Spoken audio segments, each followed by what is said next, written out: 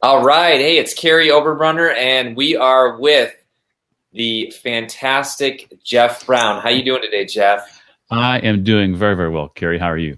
I'm doing great. Listen, I've been having an absolute blast interviewing guests today, and this is a big topic. We're talking about podcasting, and I know podcasting is incredibly hot.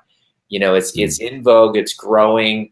It's really a platform that I know most authors, coaches, speakers, entrepreneurs haven't even really considered. And I'm thinking, like, why not? I mean, this is such an integral part of the success I've had in the past. I've been on over 100 podcasts. And first of all, let's create the concept for people who don't even know like what a podcast is. Let's talk about how it helps authors. So first of all, Jeff, what is a podcast? Well, a podcast is to audio like Netflix is for movies or a DVR is for television. It allows you on demand to listen to audio from numerous hundreds of thousands of sources. And so if you enjoy occasional TV or movies on demand, you might enjoy audio on demand Yeah. as well. So to me, it's taking that sort of what we sometimes consider that antiquated medium of radio, where they give you what they want to give you when they want to give it to you. Yeah. Podcasts allow you to kind of customize your playlist in a way. Yeah. And listen, I'm going to grab a device here real quick, but I'm going to grab a few here. I got so many of these things. I got this one that I use for running. Okay. So I pop that puppy right in there. All right. I got this one for a lot of my coaching calls, right? And when I drive. But here's the point, Jeff. I believe audio is the hottest medium right now, and for a few reasons. You can't be watching TV when you're driving your car, right? You can't be watching your screen when you're trying to walk down the street and be safe, like especially in a busy city. So biking, cycling. I mean, just this morning I did a 25-mile bike ride, and I literally consumed, over an hour of an audio book. And people say all the time, how do I stay sharp? How do I stay on top of things in the business world? It's because it's called net time, no extra time, okay? And so many of us have so many hours a day where literally we just fill our brains with junk because we are listening to what the radio tells us to, or talk radio. Why do you think today people who are about personal growth, success, leadership development, why do you think it's important that they choose what they're listening to rather than letting some DJ? Because I know you used to be a DJ. What's the difference? Well, yeah, it's a huge difference. It's like garbage in, garbage out. When you control that playlist, that doesn't automatically mean it's going to be good stuff going in.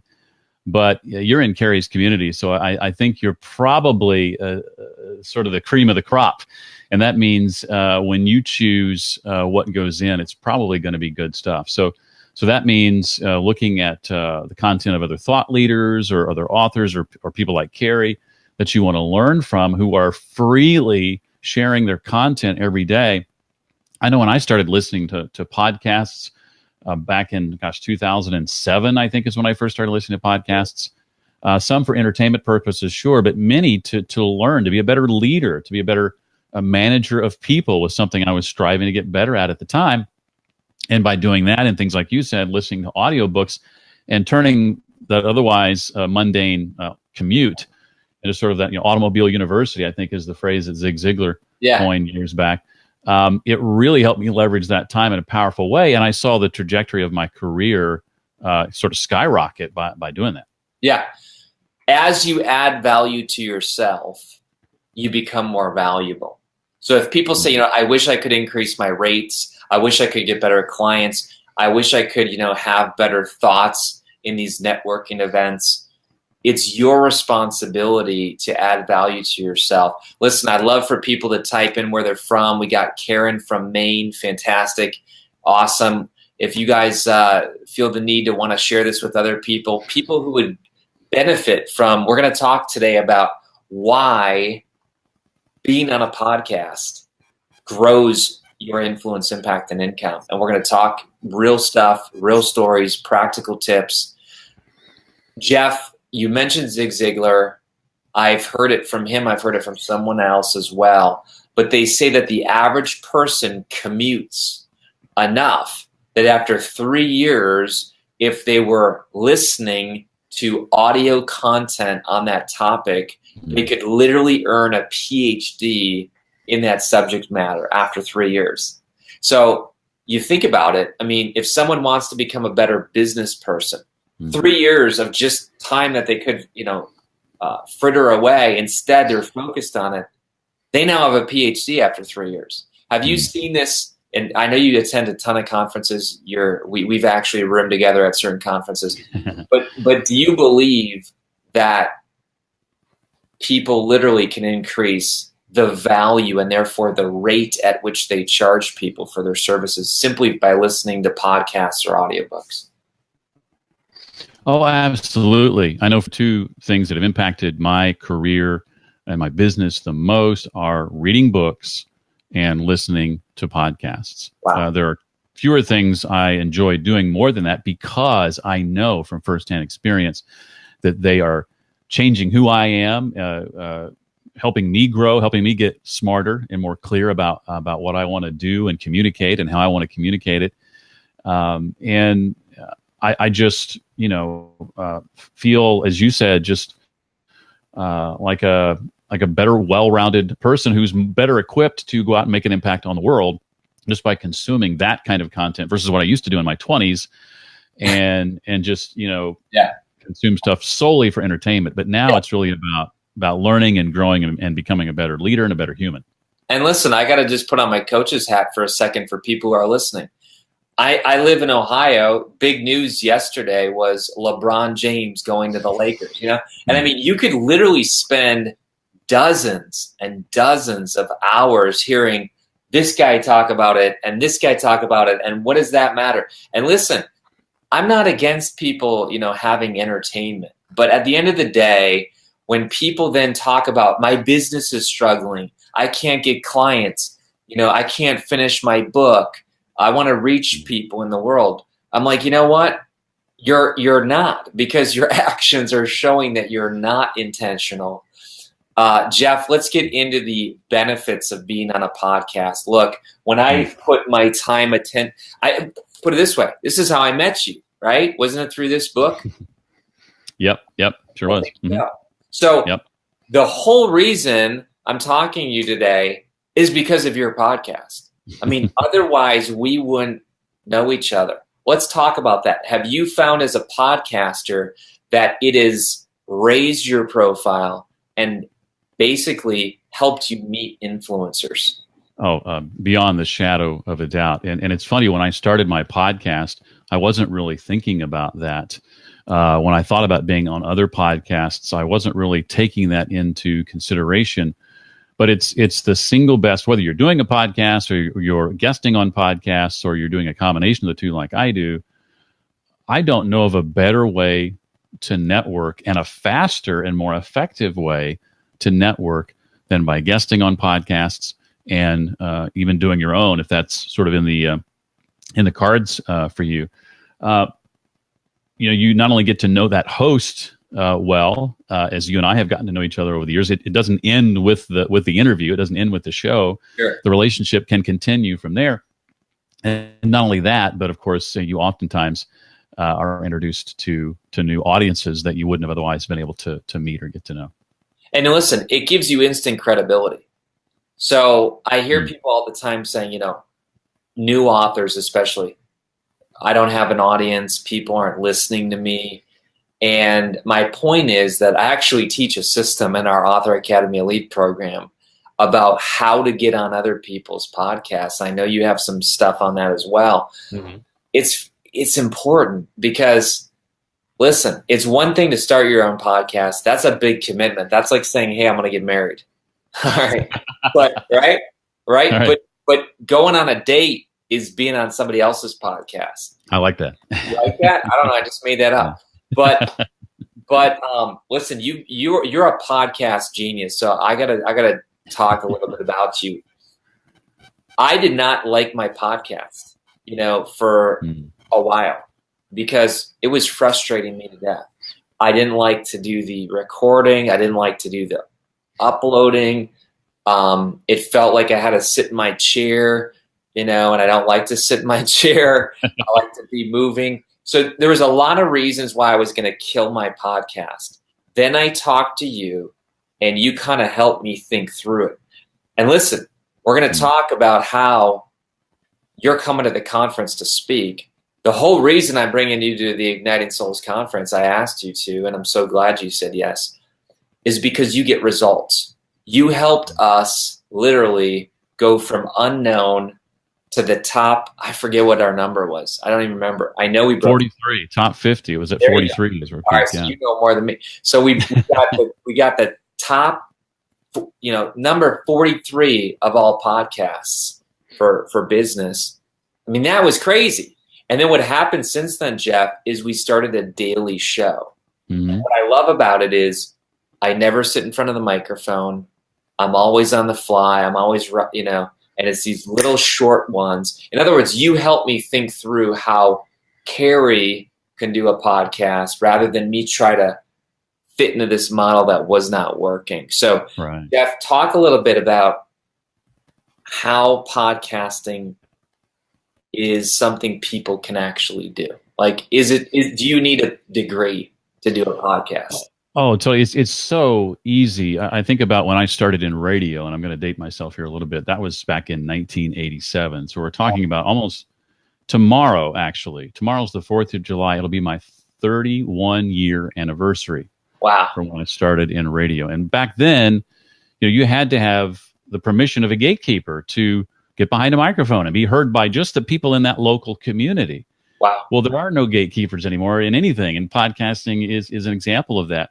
You can start your podcast. You can decide to pick yourself, as Seth Godin says, and with a microphone and a laptop and an internet connection and little else, just a couple $100 investment for some things you might not already have. And you're uploading a podcast to the internet that has the opportunity to be heard in virtually every country in the world. I think last time, it's been a while since I've checked, but last time I checked, and you may know this too, for your own show, Read to Lead, I think was being listened to in 150 countries around the world. And so wow. You have the power at your desk to broadcast to the world through a podcast. I heard Chris Brogan say once he posted a podcast or a Facebook update once. He's been on my show a couple of times. And this shows you the power of podcasting versus even like nationally syndicated television. He said something like, I know I got the numbers right, but I'm going to paraphrase the rest of this. It was something like, go on the Dr. Phil show and sell 10 books. Go on the Read to Lead podcast and sell hundreds. Wow. So when you can get in front of the right audience with the right message, it doesn't matter that my audience is infinitesimally, am I saying that right? Yeah, smaller than Dr. Phil's. It is. I mean, it's smaller than Dr. Phil's audience, but you get in front of the right audience with the right message. That's right. Podcast, and it can be huge. Oh, I've totally seen that. That I spoke at an event last August. You were there as well. Mm-hmm. A few dozen people, that's it. But the amount of impact, the amount of income, and the amount of influence that came from that one event was huge because you're right. It was the right people in the room. So listen, we have some questions that are coming in. One is, how do you prepare to be a guest on a podcast? Mm-hmm. And how do you hope people will prepare for being your podcast guest? So that's interesting. Listen, we teach our authors something called the digital press kit or a media mm-hmm. kit. Do you enjoy authors especially having some kind of press kit? I generally like to see when I'm making a decision as to whether or not to bring an author on and if I don't know anything about them or their work, like a one sheet, if you will, is always on the author, and maybe a one sheet too on the book as part of that press kit are generally very helpful. And even as much as that, if not more than that, when they come to the interview, I love it when I know they're not coming blind in the sense that they've actually listened to an episode or two. Oh, that's good. they have an idea of the show. They're not a complete stranger to it. They have a sense for who the audience is, and if they don't know the answer to that question, don't be afraid to ask. I just interviewed Dan Pink, New York Times bestselling author, a couple of days ago. And Dan's been on my show before, but it's been a few years. He does a lot of shows. I don't expect necessarily Dan's going to listen to the show before he comes, but Dan did ask the right questions. He said, okay, tell me again about the focus of your show, Jeff. So I explained that to him, and he said, tell me again, who's your primary listener? Yeah. And so once he got the answer to those two questions, he knew how to deliver his content in the most effective way. So either find the answers to those questions and come ready with them, or when you get there, ask those questions so you can hit it out of the park. I love it. And listen, there's a few things, podcast etiquette, that let's talk about. If I'm on a podcast, I absolutely make it a point to go to iTunes after or before and listen to an episode or two, write a review. And that's important, right? I mean, don't you want to see that as a podcast host, that your guest took 5 minutes to write a review? Is that important? What do you think? It is, yeah. I mean, it's so appreciated, and I try to do likewise and review their book on Amazon when I'm having a guest on. Yeah, that's cool. So I love what you're saying here. We're gonna make a big announcement as well. We made a big announcement with Rachel Peterson a few hours ago. We're gonna make a big announcement with you here in just a moment. But listen, Jeff, last fall when I said, who do our attendees at the Igniting Souls Conference, who do they need to hear from? Not just to be funny, not just to be entertaining, but who's going to move the needle for their book, brand, and business? Immediately, I thought of you, because I know what podcasts can do and have done for me. I call it, look, there's 3 ways to get a platform. You can buy a platform, which costs money. You can build a platform, which costs time, or you can borrow a platform, which costs, I call it, creativity. Because you don't just, email someone blind and say, hey, can I be on your podcast? I think that question often is ignorant, and a lot of authors don't realize how ignorant that is. In other words, this is your baby. This is the thing you've grown and thought about every single day for the last 4 or 5 years.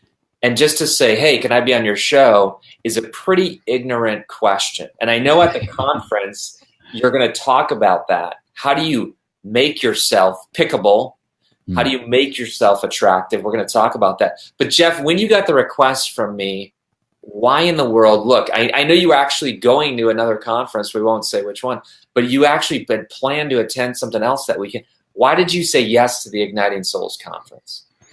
Well, that's an easy answer. I've been participating in your community for several months now, if not longer, and I have been, and this is 100% sincere, I have been blown away by the warmth and reception and openness I felt when first coming to be a part of this community. So when you then asked me to come and speak, I thought, I can't imagine a group of people I would rather be in front of than the Igniting Souls crew and tribe. So to me, it was like, oh, well, of course, it's a no-brainer. It's just been so gratifying and so rewarding to see the caliber of people, the caliber of members of this tribe, Kary, that you've pulled together. I'm talking about the tribe. I'm not talking about the speakers. Speakers are great too.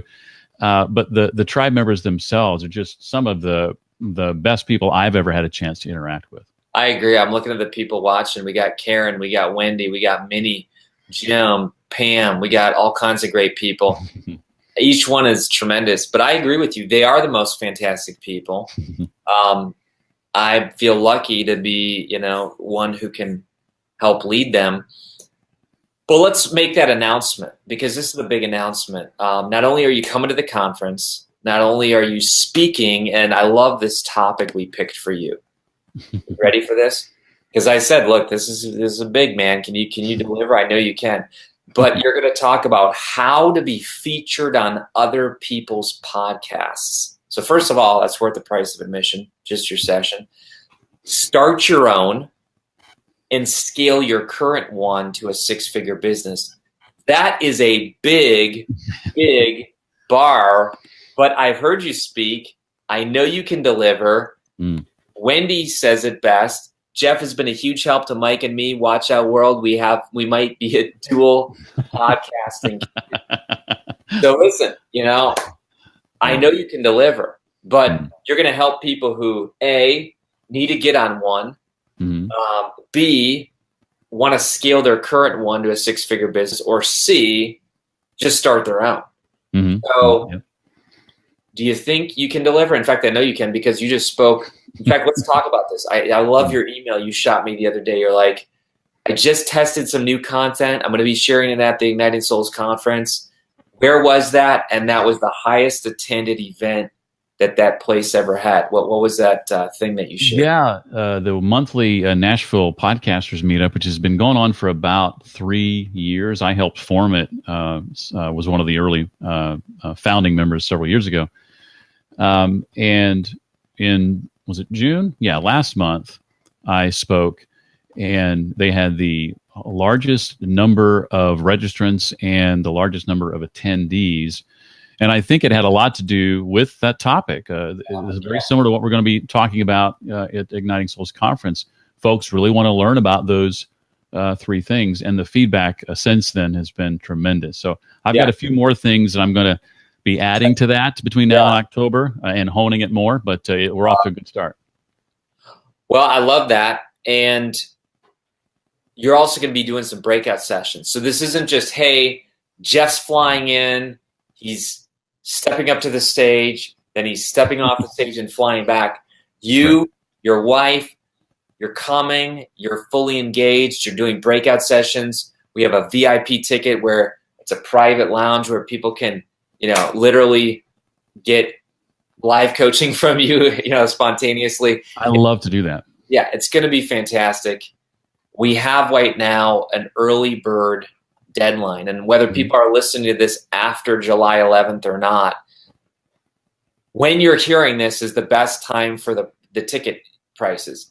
Literally, we have a limited amount of tickets. We have hundreds and hundreds of people that come. We had to get a bigger location. This year, Jeff, it's at the Hilton Polaris in Columbus, Ohio, October 26th to the 28th. Right now, people can save $250 by getting their ticket before the early bird deadline. We put the links in the show notes below. Minnie says, I'm ready to roll up my sleeves and participate in those breakout sessions. Jeff, we're going to make a big announcement here in the next 60 seconds, but let me just say this. I would not be where I am. Siri just started talking to me. I must have said Siri somehow.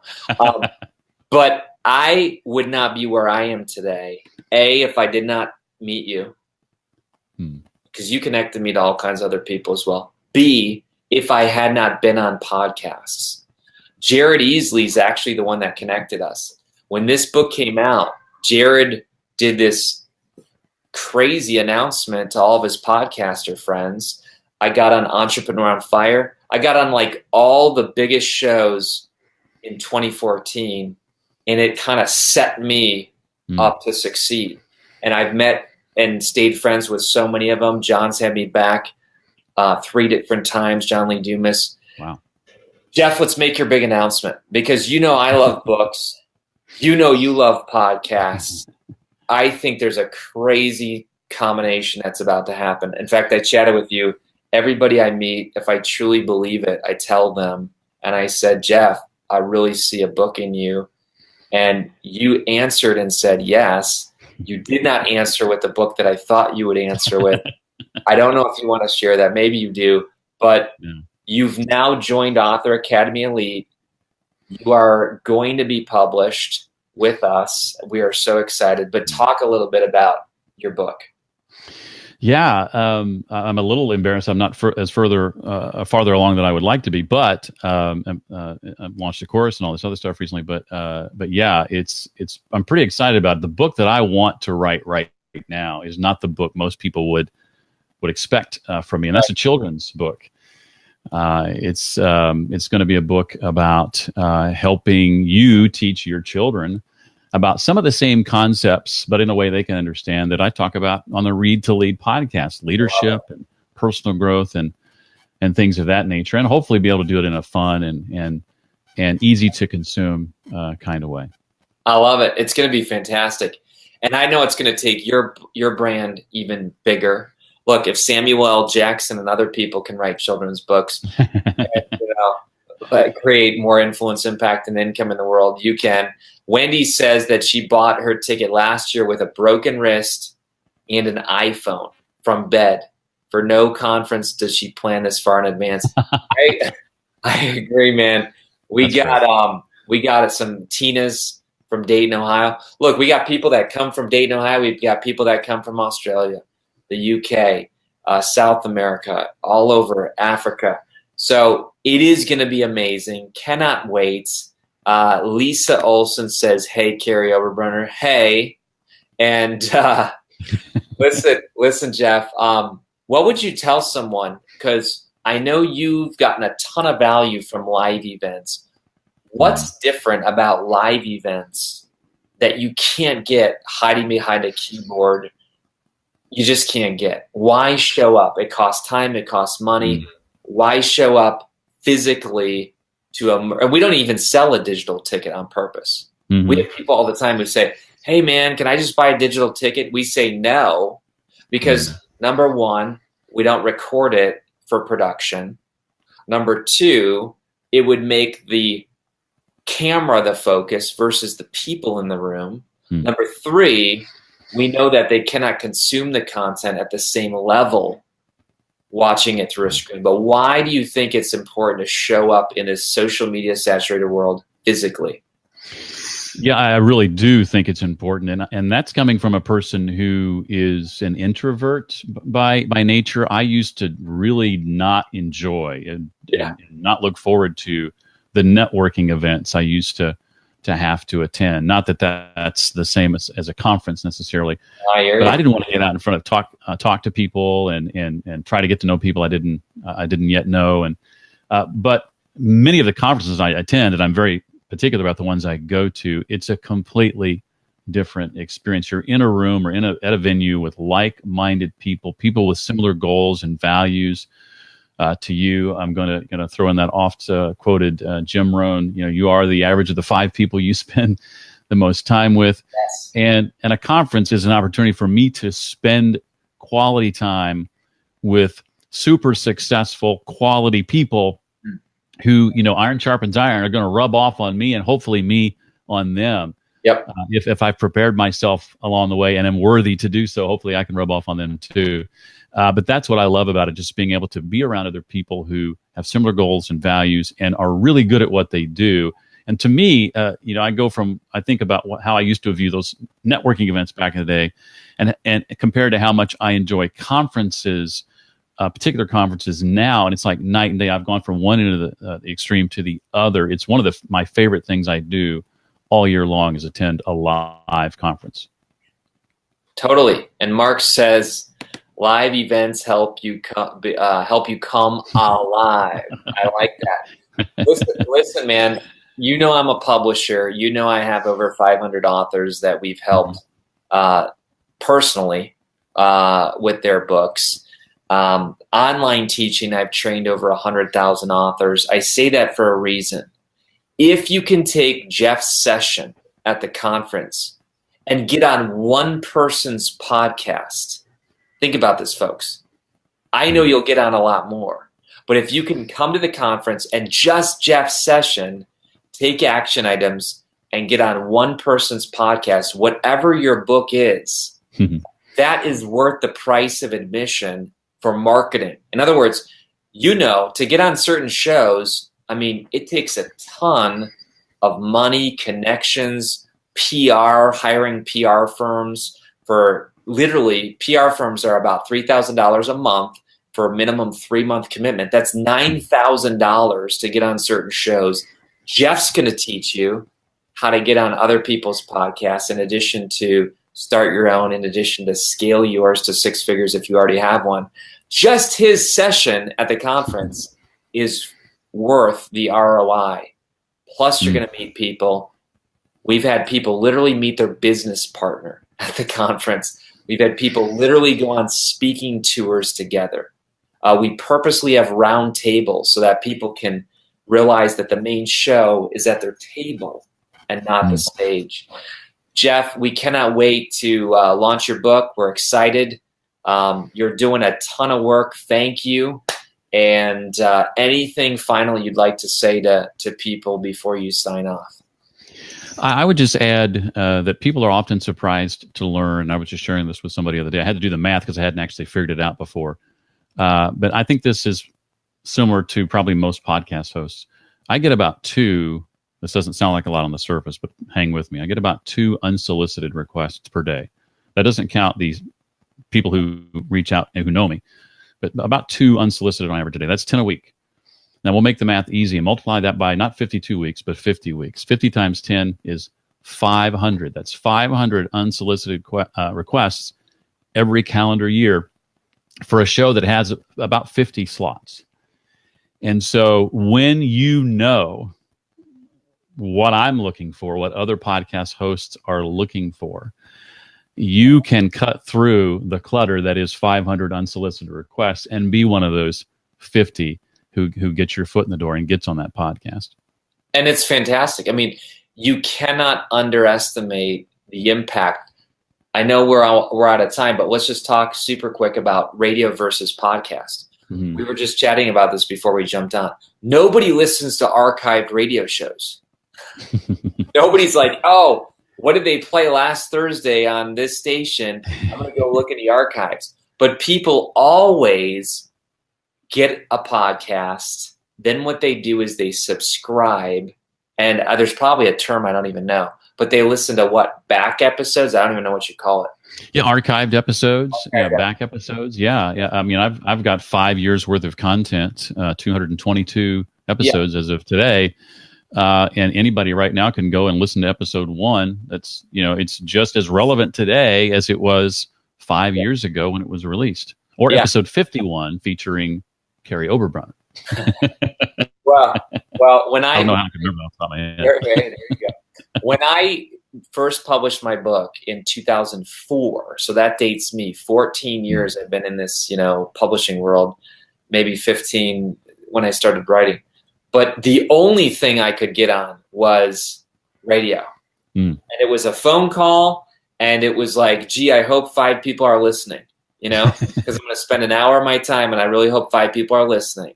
And I would rarely see a bump in book sales. Today, when I jump on podcasts and I'm interviewed, it lives forever.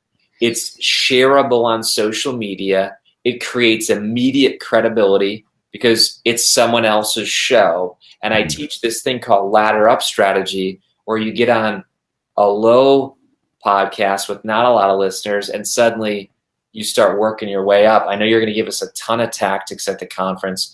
Folks, we'd love to see you there. And Jeff, you did fantastic, and it looks like you have some people that right now are binging on your show. Thanks, Wendy. Wendy's awesome. Jeff, can't wait to see you there, meet your wife, and we're going to have a very fun time at the Ignited Souls Conference. So thanks for today. Thank you for having me. Appreciate it.